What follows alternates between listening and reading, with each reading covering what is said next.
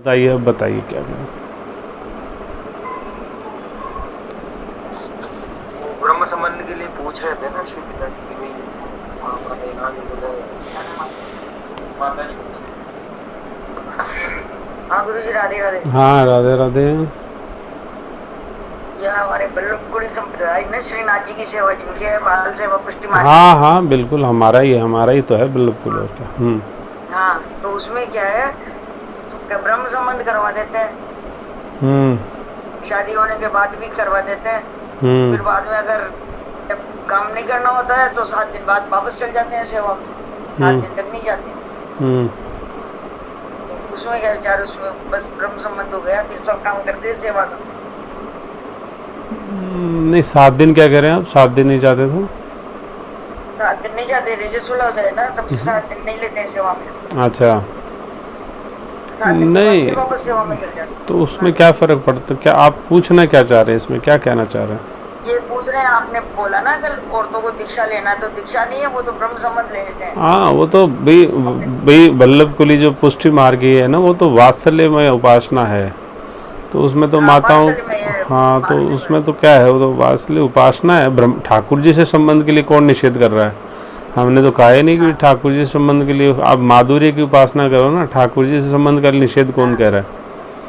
मैं तो ये कह सही रहा सही है। हूँ कि माताएं स्वतंत्र जा कर के किसी भी महापुरुष से दीक्षा लेनी नहीं चाहिए, पहली बात।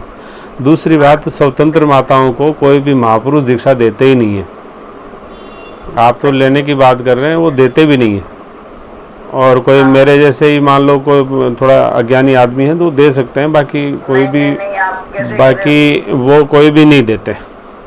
कहने मतलब है कि जो भी महापुरुष हैं सनातन के इस विज्ञान को समझते हैं, स्वतंत्र हाँ, जो है माताओं को दीक्षा नहीं देते हैं। वो चाहे कोई भी सिस्टम हो, उसमें नहीं दिया जाता। लेना भी नहीं चाहिए, सही कह रहे हैं।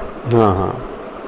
बाकी ठाकुर जी से ब्रह्म संबंध तो जीव का जन्म से ही होता है, तो गर्भ में ही स्थापित करा देना चाहिए। भाई गर्भ में ही बच्चा आता है, अपने यहाँ तो गर्भ में आना आता बाद में है, पहले संबंध स्थापित होता है। जो गर्भाधान संस्कार हाँ हमारे यहाँ 16 संस्कारों में से सर्वप्रथम संस्कार माना जाता है। हाँ, पहले हाँ, तो गर्भाधान संस्कार जो है उसी का एक क्रम है कि ब्रह्म संबंध आपको करना है। तो इसीलिए इसमें तो कोई बुराई नहीं है, भगवान से तो हम सभी संबंधित हैं।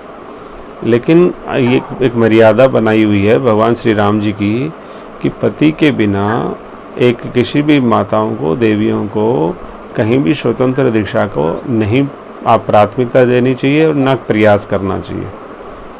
ऐसा नहीं, प्रयास करो, दोनों साथ ले लो। नहीं वो रेडी हैं तो कोई बात नहीं है, आप प्रयास करो 80% वाले काम को कवर करने की। अपने आप ठाकुर जी प्रकट होकर आपको घर में दे देंगे, कोई बात नहीं है। कोई न कोई महापुरुष आएंगे, ऐसा होगा तो। हाँ जी, सही। हाँ, इसलिए दीक्षा का इतना, कल भी पहले भी चर्चा हुई थी, दीक्षा की इतना कोई जोर नहीं है। ब्रह्म संबंध का तो हाँ जीवन से ही जोर है। कहना जब से जीव यहाँ धरा पे आता है मृत्यु काल में, तब से ही उसका ब्रह्म संबंध हो जाना चाहिए। हम तो कह रहे हैं दाम्पत्य जीवन की शुरुआत ही ब्रह्म संबंध से होनी चाहिए। हाँ, यदि ब्रह्म ब्रह्म संबंध से। संबंध नहीं है तो दाम्पत्य जीवन की आवश्यकता भी क्या है? जो हमने पहले भी रेफरेंस दिया था कि मनुस्मृति कहती है कि अज्ञानी को शादी का अधिकार नहीं है और ज्ञानवान को शादी करनी चाहिए। तो इसीलिए तो नहीं है, क्योंकि ज्ञानवान का तो ब्रह्म से संबंध होता है, इसलिए उसको शादी के अधिकार है।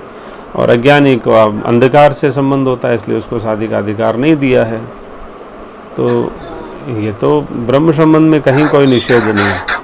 वैसे वल्लभ कुली उपासना, पुष्टि मार्गी उपासना तो वात्सल्य प्रधान उपासना है, लेकिन माधुर्य उपासना में भी कोई बाधा नहीं है। आप कोई भी उपासना रख सकते हो, दास्य रखो, सख्य रखो, कोई भी रखो, ब्रह्म संबंध में कोई निषेध नहीं।